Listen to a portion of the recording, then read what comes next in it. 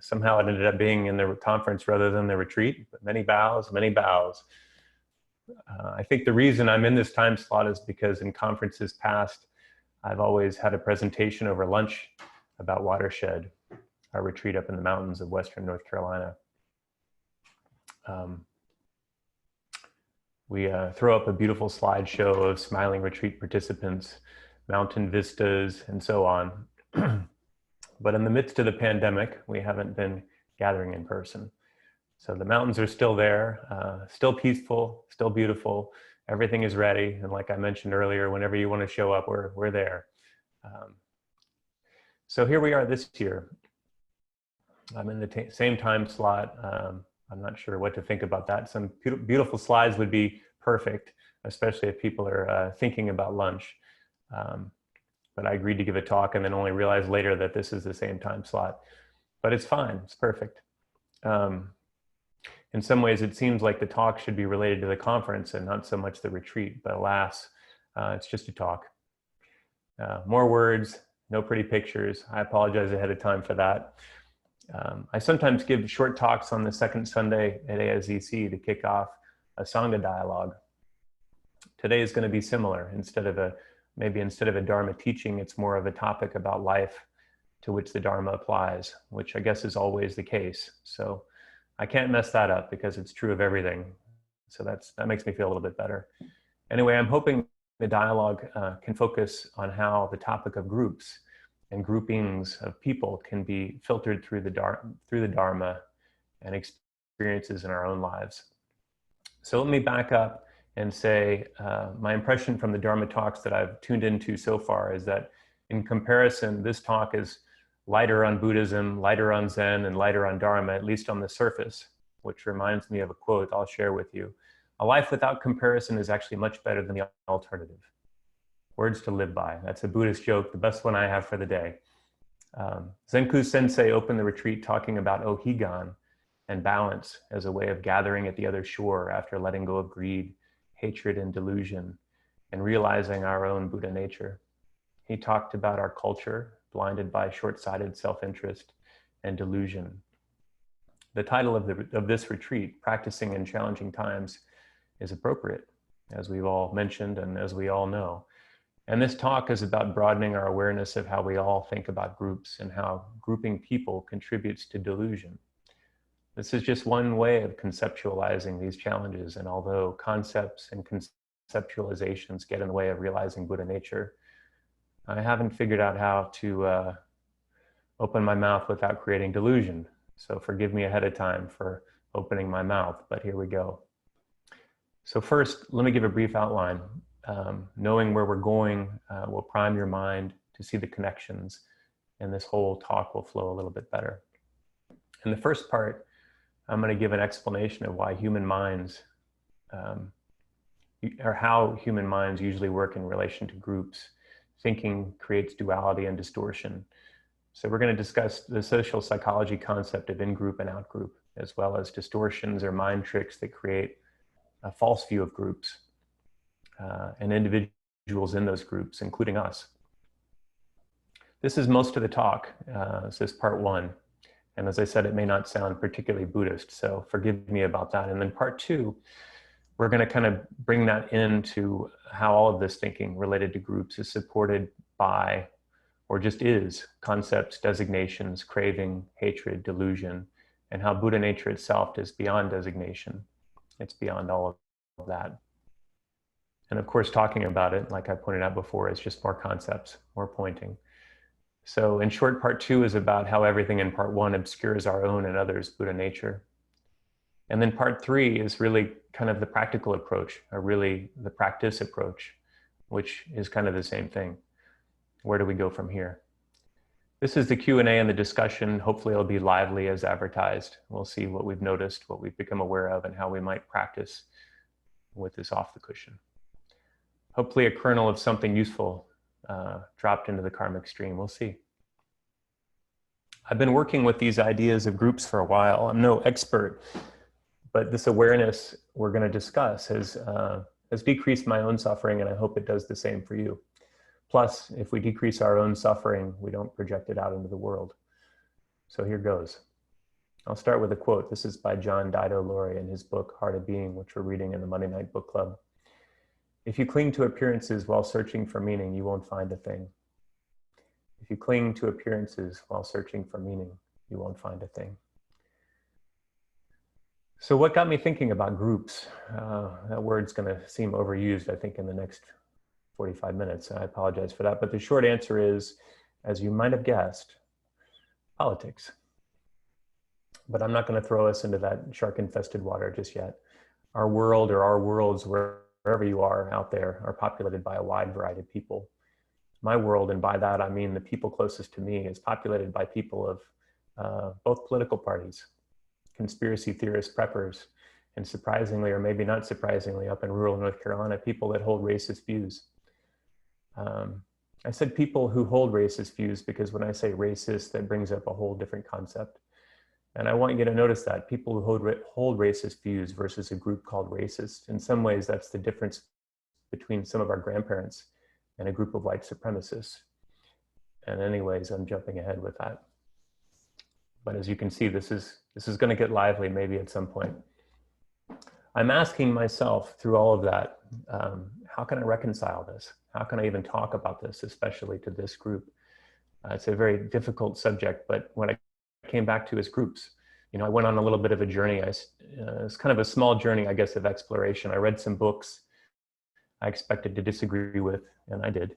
And I listened to some podcasts, and I even listened to conservative talk radio in a friend's car I borrowed last week.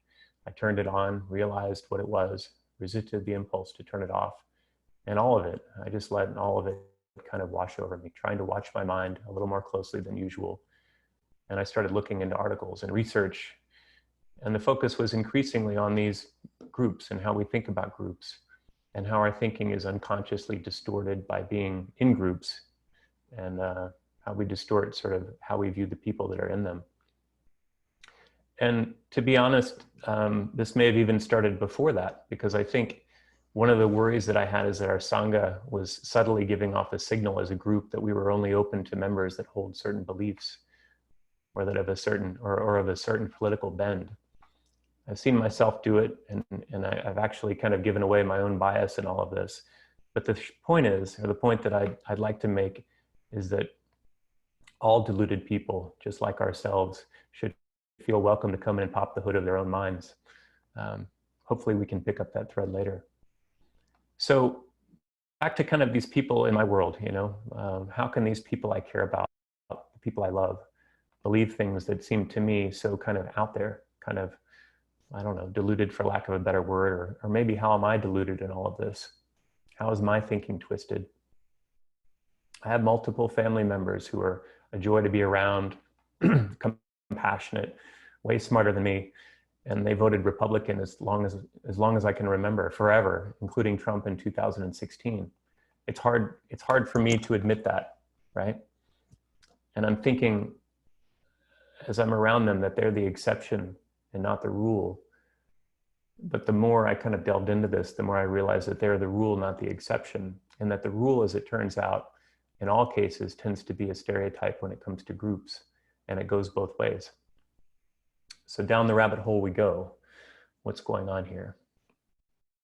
Well, we make assumptions about strangers that we don't make about people we know. That's partly what's going on, right? The whole exceptions versus the rule thing. I know the people in my family and they don't fit the stereotype, but we still think others do, and they think we do. Malcolm Gladwell in his book, Talking to Strangers, writes, strangers are hard. It's a good book. It's not quite related to what we're talking about here, but I guess the point, strangers are hard, I was thinking that groups of strangers are even harder. So thinking about groups, some groups are based on intrinsic traits, sort of nationality, race, eye color, handedness, biological gender. Okay, that makes sense. And some are non-intrinsic, more arbitrary, such as musical preference, you know, Rolling Stones versus the Beatles, or being a fan of a particular sports team. So let's pause for a minute. We'll create a group now. How many of us on this call believe that we're better than the average driver? That's kind of an innocuous group. We're not going to throw ourselves into something really hard. I can't see everybody on here, but I'd actually like for people to raise their hands. How many people in this group think that they're better than the average driver? Be honest, you know, better than just those other numbskulls that are out there driving around. Wow. Okay. So let's, I mean, don't feel obligated. I mean, if you're worse than the average driver, don't raise your hand, but hold your hand up. If you're better than the average driver, I want you to, I got to count. Hold on a second. Raise your hands, raise them high. 1, 2, 3, 4, 5. I don't know. Maybe that's only 50% of us. I don't know. You guys aren't willing to fall into my trap. That's fine. That's fine. Or maybe you've read the research anyway. So there's this group that consists of people who, if asked, would respond, yes, I think I'm better than the average driver. So we've all raised our hands. I guess it's the mindfulness that's working on the rest of us that didn't, or those of us that raised our hand, it's all that mindfulness that makes us better drivers. It's funny, humans turn out to all think that they're better than average in a lot of different areas, and 90% of us label ourselves better than the average driver. So that's kind of interesting, right? If it can only be 50% of us and it's 90% of us, then that leaves 40% of us who, well, we just aren't what we think we are. So of course, that's none of us here. All those people that raise their hands here are actually in the group that's better than that's better than the average driver. That totally makes sense. Again, it's all the mindfulness. So, but that's the rub about groups. Beyond the intrinsic, what we believe and the truth don't always correlate. And that's what I was trying to illustrate. I knew you guys weren't going to fall into that. It's okay. It's okay. It's okay. I'll live. But now we're getting closer to something, right? By virtue of being human, we all believe in things that are not always so, right? So at least we're all in that group, right? We're all part of that group that believes in things that are not always so. And on our better days, we realize it, right? Just out of curiosity, when you're in horrible traffic, I want to know what percentage of people on the road around you are worse than the average driver. I can't hear any because you're all on mute, but actually it's a trick question, right? It's still 50%. So I just thought I'd throw that out, because when you're in traffic and people are cutting you off, it feels like you're the only person that knows how to drive. So anyway, I'll come back on track. There's a famous experiment. This is 1968, the day after Martin Luther King Jr. was assassinated. A third grade teacher divided her class into 2 groups based on eye color, blue and brown. In the first part of the day, she stated that having blue eyes was better. That's all she said, it's just better. And those with blue eyes grouped themselves together and were observed making fun of their brown-eyed classmates at recess. And generally, it wasn't pretty. 7-year-old hate mongers calling each other stupid and shunning each other on the playground. You know, this is the worst stuff a 7-year-old can do or a 6-year-old can do. And after lunch, the teacher flipped the situation, stating brown eyes were better. I'm not sure how she convinced him that she'd fooled him the first part of the day, but the whole class flipped around and the brown-eyed classmates exacted the same punishment on their blue-eyed classmates. And of course, she ended the experiment by telling these children that this was all made up to stimulate racial, or to simulate, not to stimulate, to simulate racial bias and stereotyping. And since then, there have been thousands of experiments, what's become called in-group and out-group bias or stereotyping. So hold on to that, in-group and out-group. In-group is the better group, right? Out-group is the not so good group. So there's something in our basic wiring that causes humans to create biases about groups. One theory is that our minds are attempting to take shortcuts and simplify the world to avoid getting overwhelmed with information. So we make generalizations, which in many cases are helpful, in some cases not so helpful. Another theory has to do with the advantage of what's called coalitional affiliation, or just affiliation. So basically we're more powerful as a group. So it provides a survival advantage, and it's genetically wired in some ways, left over from the time we roamed as hunter-gatherers. But just like the shortcuts, or I guess I should say just like the shortcuts, it's useful in some cases. It serves us well in some situations, and it creates division in other situations. And of course, we see this in sports rivalries. We see this in things that are way more complex than that and incendiary, like partisan politics and racial prejudice. We aren't 7-year-olds, so we aren't going to fall for the eye color thing. And whether we are or not better than the average driver, it doesn't really matter. That part doesn't matter. But my point is, if you start looking, these little inaccurate shortcuts are coalitional affiliation. These little inaccurate shortcuts, coalitional affiliations and biases are in others, and they're also in us to varying degrees that really do matter. We've all emphasized certain characteristics. We've all at times emphasized certain characteristics to solidify that we belong in a particular group. We might not think so at first glance, but we do. So we could even broaden our definition of a group. We could talk about just a couple of people outside or a few people, and then notice that our style of speech when we're amongst those people changes. Or we might go off into a corner with that group, but the speech may change. I noticed this. I used to have classmates that were from the South, and when they talked to their parents on the phone, they had a very thick Southern accent, right? And then when they were around other people, not so much. So you guys, you may notice that. I certainly noticed that. And I also notice when I'm around, folks up in North Carolina that are just sort of salt of the earth, have been there their whole lives. They'll talk to me one way, and then they'll pick up the phone and the accent will come on. But so what's my point? Groups can change based on context is what I was trying to say, I guess, around that. The groups can change based on concept. So it's not just accents. If you think about something else such as pedestrians versus motorists, based on context, when you're in a car and let's say the light turns green and there's a pedestrian in front of you, an individual in a group that we label pedestrian, walking slowly in front of your car, texting while the light is green, not paying attention. They're so slowly crossing the street, right? That person can become a they, and they get cast into some group and we make assumptions about them. And it's an altogether different sort of situation if somebody rolls through a crosswalk and nearly misses hitting us, right? Then we make assumptions about the person in the car. We might make an assumption about them, young, old, distracted. They go into a group in our mind, and there might be some judgment there. And it's quick and it's unconscious.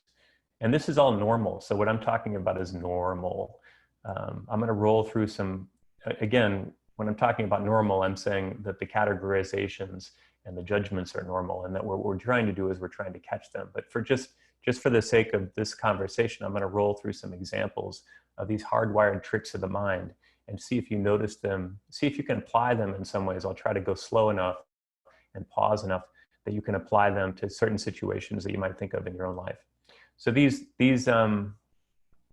examples are all from different publications and papers. Some of them kind of overlap. The language is similar, but they overlap. I just want you to listen to them and think about how they might apply. So the first one is called in-group favoritism and out-group derogation. This is the brown eyes, blue eyes experiment. It refers to the favoritism to our in-group and the lack of favoritism we have towards a group that's different from our self-identified group, right? This might be amplified. This in-group favoritism and out-group derogation might be amplified more. It might be amplified if the out-group is perceived as threatening to the members of the in-group, right? So if you think about maybe politics, right? Partisan politics. If you think about demonstrators that sometimes turn into rioters, right? That it gets amplified if there's some sort of threat that's involved, right? So think about any examples related to that. There's something called just basically social influence, which is basically that it's that people will shift their beliefs in line with an in-group social norm. So if we're part of an in-group, we unconsciously shift to become more in line with that group. And if we're part of an out-group, we also move to become more in line with the in-group. In other words, there's a subtle pressure to become more in line with the favorite group or the better group. I actually don't see that latter part in politics. It seems a little bit more polarized. It doesn't seem, or maybe it's because there's no identified in-group, right? So you have two groups that are actually dominant and they don't really pull each other either way. They actually end up polarizing, but we'll get to that too. So we also see it in kind of general trends or general, it's not necessarily good or bad. I think social networking now, the online thing, I think we see sort of fractured in groups. Essentially to be in an in-group, you just have to find a group of people online that you can identify with. I'm thinking, I've got a friend who's a conspiracy theorist, and he just lives in this weird bubble online where if you're on the internet and you're inside this rabbit hole, he's shifting to become more and more like this, more like this conspiracy theory group, right? And then he's kind of derogatory towards non-believers, right? So it's kind of back to the first one. It's the social influence thing. And I think you all can probably think of other examples of this. And then there's also a polarization of groups. And this is the tendency of groups to make decisions that are more extreme than the initial inclination of its members, right? So its members come together with one sort of idea in mind, and then the group itself actually becomes more polarized or more extreme. So the group itself becomes more extreme, exhibiting these radical traits of the group. So again, you can think of more examples from the news, certainly. And then there's this group homogeneity effect, which is the tendency to see people in social groups, especially outgroups. The tendency to see people in a social group,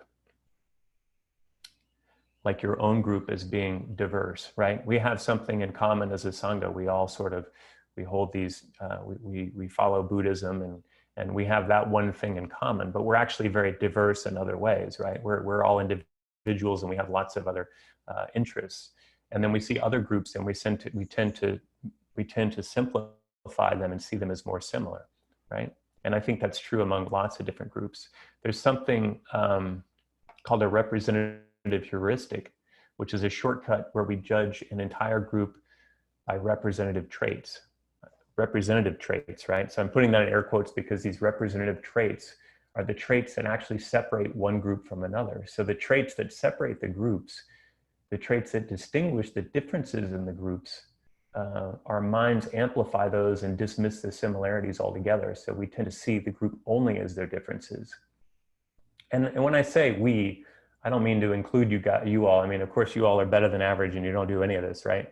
But that's the other one, right? The better than average effect. I'm just pointing this out because I start to see it everywhere when I'm paying attention, and I didn't see it before. So I'm just kind of bringing it up. I'm bringing up some of these to just get people paying attention to them, and you can probably think of some examples. But there's also something called the Conjunction Fallacy, which is written about in some papers, and that's concluding that some small subset of a group is more common than some small subset within a group, that those traits are more commonly spread throughout the group. I guess a better way, let me give an example. A better way, for anyone that's ever played poker, a straight flush is having a hand with 5 cards in sequence, right? So you've got a 2, 3, 4, 5, 6, or 3, 4, 5, 6, 7, or 6, 7, 8, 9, 10. You get the picture.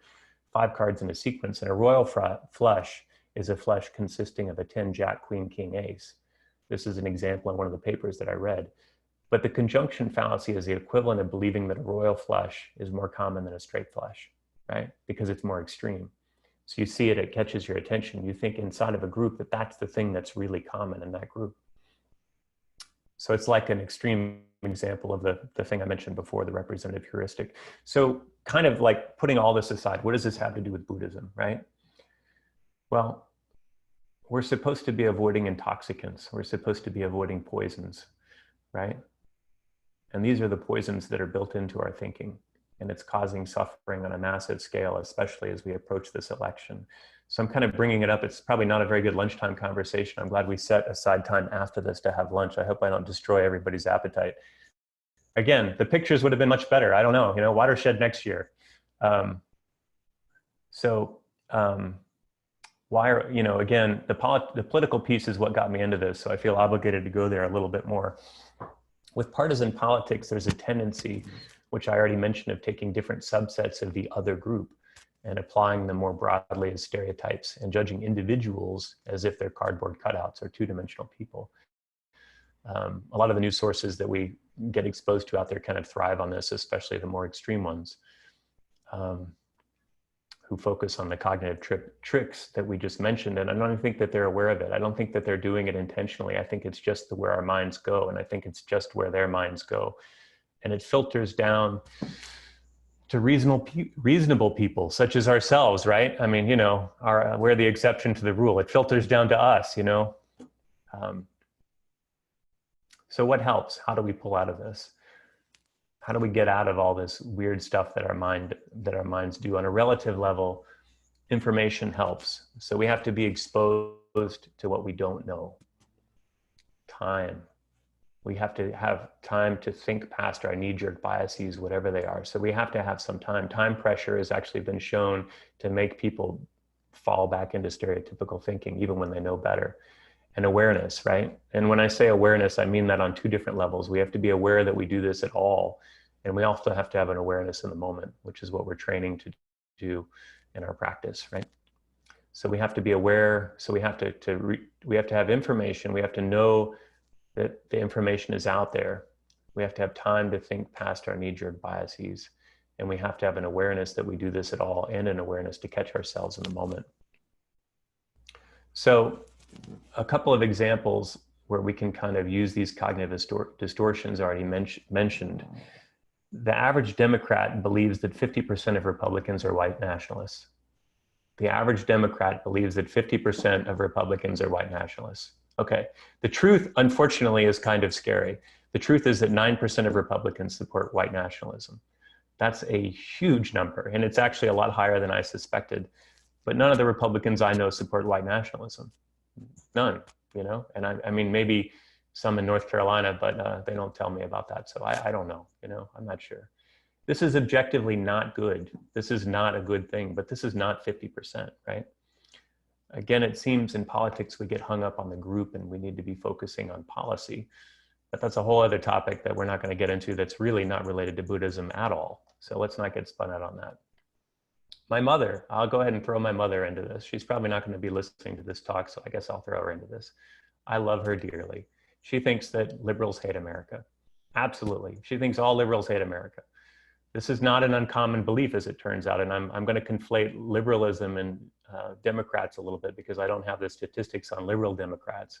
But Republicans, on average, believe that only 70% of Democrats love America. 96% do, right? So it kind of goes both ways. This is the least incendiary example I could come up with, right? I found a lot of other ones that just pointed back to a lot of the problems that we run into with partisan politics, and I don't want to get us too spun out on that. But these are examples of the conjunction fallacy, right? This small subset, you take the small subset and then there's the belief that it generalizes to a larger portion of the group. And when we apply what we think is going on in groups to individuals, that's when we get stereotyping, right? So there's some other interesting things that I found as I was kind of looking through some of these articles. One of them is an interesting article by a couple of people named Erickson and Funk. I don't know if you say Funk that way, but I'm going to say it that way because I just like it. But it's about this above average effect, like we were talking about with driving. The tendency we all have to think that we're above average, like in driving. This is an upside down version of that study. It's kind of turned on its head, and it's looking at stereotypes within political parties. You see, there's a subtle stereotype that Democrats are considered warm people by other Democrats, right? So within the party, Democrats are considered warm people by other Democrats. And Republicans, according to Republicans, are considered competent, right? So Republicans within their own group consider themselves to be competent. Well, it turns out that these stereotypes, that if you ask people that are Democrats how they compare in warmth to other Democrats, they tend to think that they're less warm than other Democrats, right? So it's kind of the reverse of the better than average effect. And if you ask Republicans how competent they are compared to other Republicans, they say, well, not as competent as average. So they have like this below average effect. So there's actually strangenesses within groups as well. So out groups, in groups. And there are a lot of other examples that go both ways, right? As juicy as they might be, I'm not going to mention them because I don't want this to turn into, what did Bill Maher described the debate as a dumpster fire inside, no, it was a hot mess inside a dumpster fire inside a train wreck. Yeah, I don't want to go there. So we're not going to do that today. So we're going to skip some of the other ones. But again, coming back to information, time, and awareness. In some ways, bringing up politics may weaken the points I'm trying to make about how we think about groups, because there is a lot of, I mean, the stereotypes themselves tend to disrupt our mind in a way that we can't catch ourselves, right? But think about stereotypes within the Sangha. What are our stereotypes about ourselves? Do we have below average effects or above average effects? Maybe with regard to our understanding of Zen. How about our understanding of what the real Zazen is? Do we compare to our own idealized stereotypes? Are we better than average? Where are our blind spots? Anyway, let's move on to part two. It's a little better. And this is kind of, part two of this is, are we all seeing how much of this group thinking is supported by, or just is, concept, designation, craving, aversion, and delusion about how we believe we are, or how individuals out there actually are? Let's continue to be the group that's interested in suffering and its cessation, and how our minds create separation. And let's hold that. Even when thinking about racism, politics, or any other inflammatory group thinking our mind likes to create separation from, right? any other inflammatory group thinking our mind likes to create separation from. I can hear Hojo Sensei, when I was typing this up, I heard in my mind him saying that Buddha nature, the fundamental nature of all beings, is beyond designation. It's beyond male, female, it's beyond race, nationality, orientation, sexual or otherwise, Sangha affiliation, political affiliation, and on and on and on, right? Once everything drops off, all designations, beyond all of that, all that's left is Buddha nature. Because of this Buddha nature, we can all, and I mean all of us in any group, clear away all the obstructions, all the delusions, and especially all the delusions of self.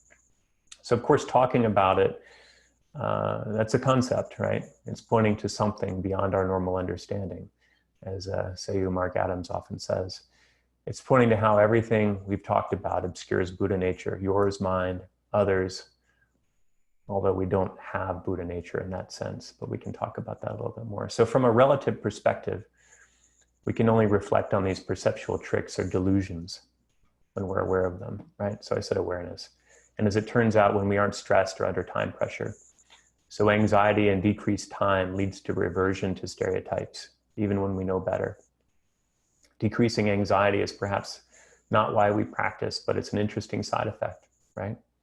Awareness of a problem is perhaps another side effect, right? Or I'm sorry, awareness of the problem itself is something we have to do on our own, but awareness in a broader sense is perhaps something we gain from practice, right? Side effect of practice. When we sit zazen, follow the Eightfold Path, the precepts, when we see the truth of who we are and who others are, it's kind of beyond us and them. And on a relative level, we are all actually more alike than different. And beyond all of that, we have the same Buddha nature. So I wrap up part 2 with another quote by John Daido Loori, his commentary on Sutra. He says, when the self is forgotten, there is no eye, ear, nose, tongue, body, and mind. There is no form, sound, smell, taste, touch, or phenomena. To forget the self is to realize the absolute basis of all the mental constructions. But as long as we're dealing with the eye, ear, nose, tongue, body, and mind, we're dealing in the world of phenomena, the world of dualities. And in the world of dualities, we know very well what creates pain and suffering. We don't need any special education to comprehend it. We know what hurts and hurts others. We know what anger is and what joy is. We know what turmoil is and what peace is. As Buddhists, we should understand how we create these realities. Our experiences don't just happen to us, they are what we do. Our experiences don't just happen to us, they are what we do. So now with approximately 15 minutes left, we're kind of at part 3, and this is the practical or practice approach. Where do we go from here? Or where are we when we're only here? This is the Q&A, so we have to kind of get everybody involved, and let's see what sort of dumpster fire I've created. Or as, yeah, so maybe we'll start there. I'm gonna stop and see what people have to say. Chishiki. Thank you for your attention. Sorry, I tripped it up there a little bit, and it's a hard thing to do right before lunch or during lunch. Again, pictures next year. So with all of that kind of percolating, right? So I know it's a lot of information. I don't expect everybody to remember all of the little tricks that we do, but I think maybe if I gave you enough time, you can think of certain instances where those particular tricks that our mind plays on us might come into play. And maybe it would be helpful if people could give us some examples or maybe some thoughts that they had about the talk. If you want to throw something my way, if you want to turn this into Dharma combat or whatever, we can do that too. Whatever you want. Kuwa-san, I think I saw you first and then Seigetsu. Yes, I am so full of personal examples. And so then I will ask you help. But the first one that totally, it's about driving. My husband and I, people pass us, what's your problem? Slow down, we're fine, just take your time. So one day we're going to our doctor's appointment 100 miles away. 20 miles into the trip, my husband says, oh no, our appointment is actually 2 hours earlier. There's no way we can make up this time. We call the doctor. We're coming, we're so sorry. And we are speeding and we are passing. We are that jerky car And I'm apologizing in my head, but I want to get to Bozeman for my appointment. And so now, I mean, it's so clear, everything I thought about these people. So when we run into jerky drivers, we know they're just late for their doctor's appointment. Okay, so that's one thing, but we're a little isolated. And my dearest neighbor tells me all the time about liberals, and it hurts, and it's okay, and I love her dearly, and I let that roll off my back as well, and I try to see her viewpoint as well, and it's really, really hard. Our last presidential election, we were in Bozeman grocery shopping, and I felt that everyone on the street who was smiling held a certain view, and I became really agitated with them. And then in the co-op, somebody wasn't smiling. The cashier just gave us a big hug. And all this has told me is that I don't know what I'm doing.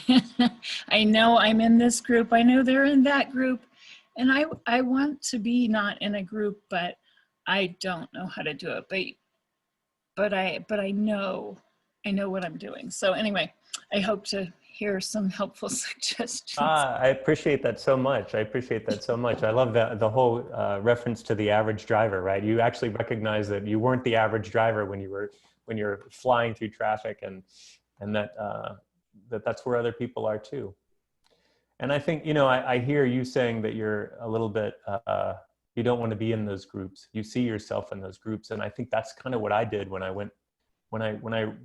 was doing, I guess, research, when I was reading for this, and I was actually reading some books that were by conservative authors, and I was listening to, you know, conservative talk radio. I was kind of embarrassed because at times I was like, okay, I can see that. I mean, that actually makes sense. And my father is a Republican, and we have political conversations all the time, and they don't ever become inflammatory. We actually agree on a lot of stuff. And I go, well, okay, so how can we agree on all this and then we vote totally differently? And I think the reason for that is because when we talk about policies, and and of course we can have disagreements, but we're not talking about the stereotypes, and we're not throwing each other into these groups, which I think is a really helpful thing. I've got friends who, you know, have grown up in quite different households that have never known anything but the group that they're in. And I think that's the key, right? How do you help yourself? And I think you said you have friends that you just listen to them kind of being derogatory towards liberals or towards Democrats, and you just kind of tolerate them. But I think if you have some understanding of how these groups coalesce, including our own groups, it gives you some compassion for people of differing views, right? And again, I'm not excusing racism or anything like that, and I don't want to give anybody that impression. But when I'm hanging out with somebody that's in rural North Carolina, that's been there their whole lives, they're just ignorant, right? I mean, and I don't mean that in a derogatory sense. I just mean that in like, they just haven't been exposed, right? They're afraid of what they haven't been exposed to. And I think that's, you know, maybe we could all stand to learn from that example, even if we're not racist, that we are afraid of the things that we don't know. And we tend to coalesce around the things that we do know. I don't know if that was helpful at all, but I appreciated what you said. So I saw your hand earlier. I live in a new urbanism community. There's about 120 households here. It's average white, I would say, but there's a large community of Black, Asian folks here. And so I was invited to participate in a group called Be the Bridge, which is, it's a group that was formulated, so to speak. We've got 8 members, 4 males, 4 women, 4 Blacks, 4 whites. And so it's an opportunity for this group to get together and share some of the things that you're talking about, our feelings and experiences. It was not so much the difference between the men and women that was an issue for me, or between the Blacks and whites. It's that the group uses literature that's drawn out of an evangelical approach. which made it really tough for me. Yeah. But at some point, I said, well, let me interpret what you're saying out of your Bible to what I'm seeing out of my Buddhist experience. And it was interesting because when I did the translation for them using some of the quotes that we used, it was like, oh, everybody said, yeah, we get it. That works for us. And then I was able to open up my ears to the appropriateness of some of this evangelical Christianity once I stripped away, you've got to do this. But it's been a very enlightening experience. The only time we ran into any difficulty was when I made a comment to the group about Trump's trying to get rid of all racial stereotyping discussions in the government. One of the people got really pissed off and offered to leave. That was the only time there was any friction that I can think of. Anyway, it was a very interesting experience to be in this group as the sole outlier, so to speak, from a religious philosophical point of view. And it's actually opened me up to a broader experience of the community that I live in. Thank you for that. You know, I was thinking there are a lot of things that I didn't cover in this talk, but you kind of reminded me of that. I assume this was an in-person group. Yes. Yeah. Well, I think the fact that all of us have sort of retreated online, I think it's great that we're able to have gatherings like we are here now with this conference and this retreat. But there are a lot of people that really could stand to be in groups like that are never going to be in them now that we're in the middle of COVID, right? They've just retreated into their little bubble on the internet, which, man, I mean, you read through those examples of those cognitive distortions, and I mean, they run rampant and unchecked on the internet. You can find your little in-group, you know, again, this whole in-group, out-group thing is just splintered with the internet because you can think you're totally in the norm just by, you know, you've got a circle of this many people that you're talking to and you think that's normal, and no exposure at all to people of differing views. And I don't know, it's a bit of a problem. Well, so, wow. Sorry, I'm pointing and everybody's screen looks totally different. So I had seen Kushin's first earlier and then Sangak's and then like 3 more popped up. So Kushin. Gasho, thank you for your talk. Very inspiring and thought-provoking. I'll just bring a personal example of something that struck me listening. I've been involved in electoral politics for over 30 years, and I hope people won't hold that against me, but I'm open to that if you wish to. And I'll do my best to understand that. You know, right off the bat, I'm thinking to myself, hey, I'm a progressive. And right away there's my first wall I'm throwing up. Second thought is I live in Montana. There aren't many of us here. Boom, there's another wall I'm throwing up. But then I kind of reflect back on a path that I've found myself when I was younger, 30 years ago, and doing politics. I remember being darn right angry and pointing a lot of fingers and cheering others that did the same and making our group so important regardless of what other groups may be saying. And after a while, I started to see that was affecting me, right? In ways that I didn't really like.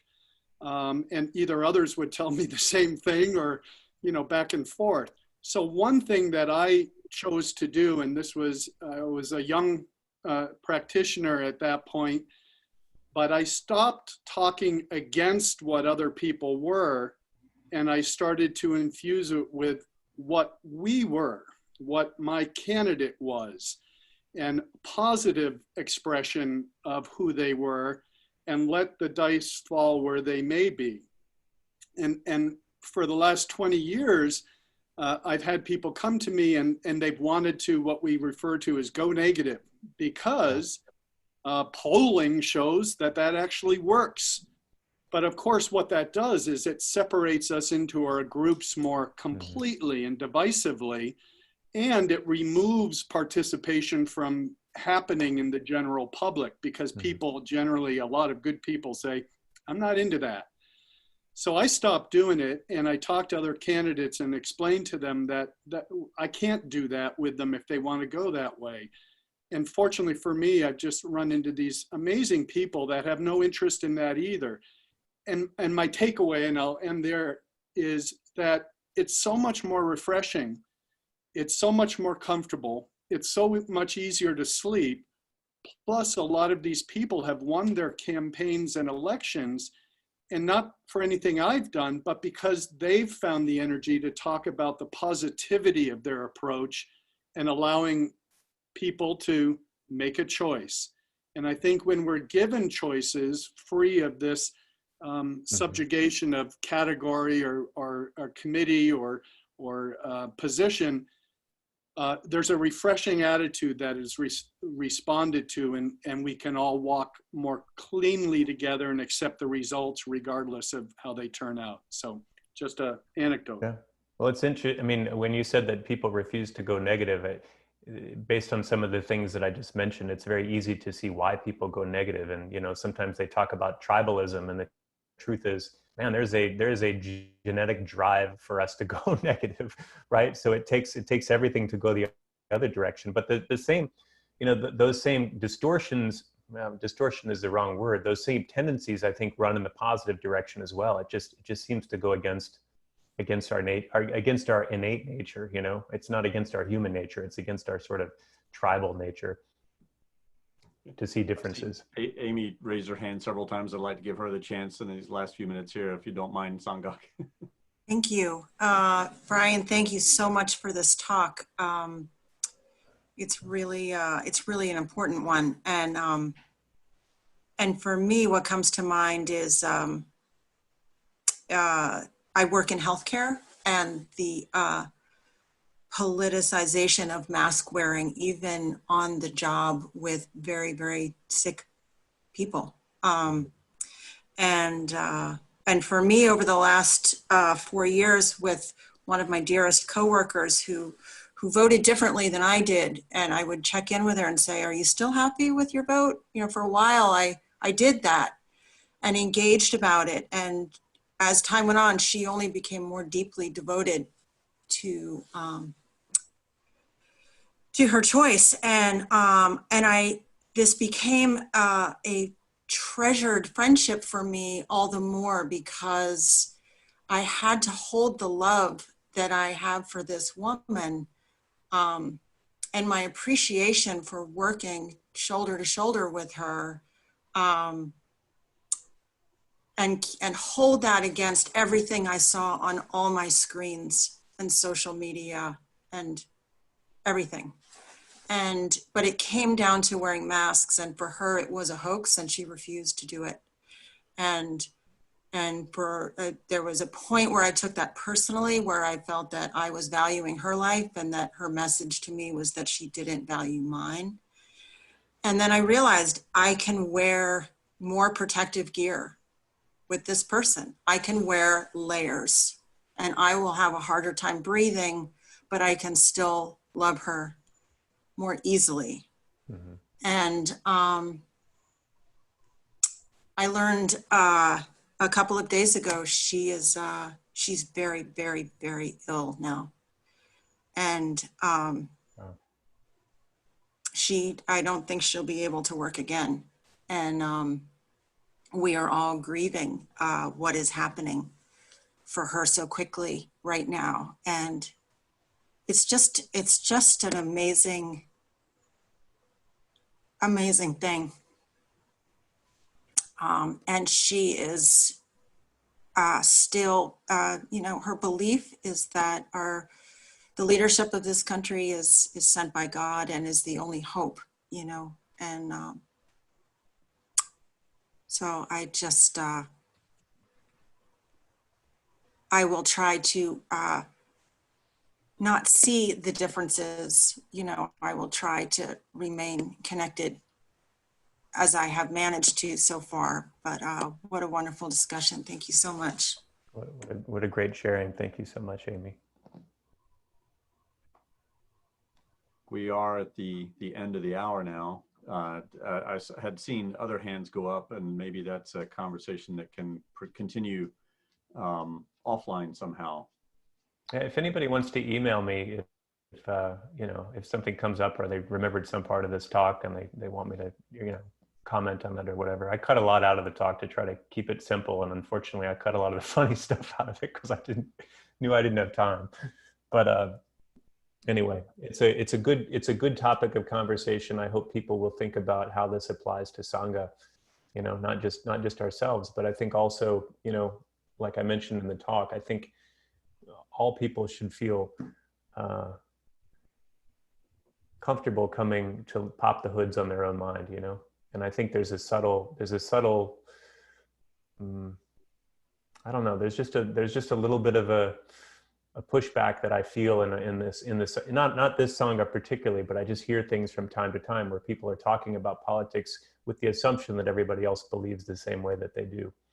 And I think to come and sit and to come and have this practice for people that are just as deluded as us is helpful, you know, us, our better than average group. Hojo, I see Hojo's hand maybe for a closing comment. I just wanted to butt in and be impolite after my comments about courtesy online. I have a suggestion that's really in the form of a question. Why can't those who want to continue the discussion do it over lunch? Yeah. I'm actually not in the Zendo because I didn't want to give a talk with a mask on, but I'm headed over there, so I'll be there in about 20 minutes. So if anybody wants to come online over lunch, it'll probably take me 30 minutes to get there, but maybe the second half of lunch. But I mean, certainly can talk about it amongst yourselves, and then if they want to ask me a question, that'll work.